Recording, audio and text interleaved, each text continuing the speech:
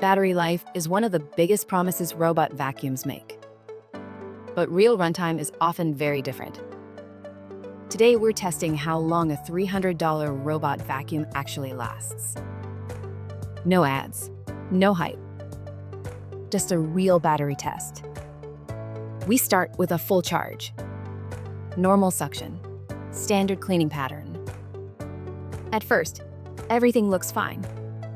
But as the battery drops, performance slowly changes. The robot moves slower, covers less area, and misses spots it cleaned earlier. Now let's check maximum suction. This drains the battery much faster. Cleaning time drops sharply, sometimes by half. So what's the real battery life? Enough for small homes and light cleaning. Not enough for large spaces in one go. It works best with scheduled runs, not deep cleaning sessions.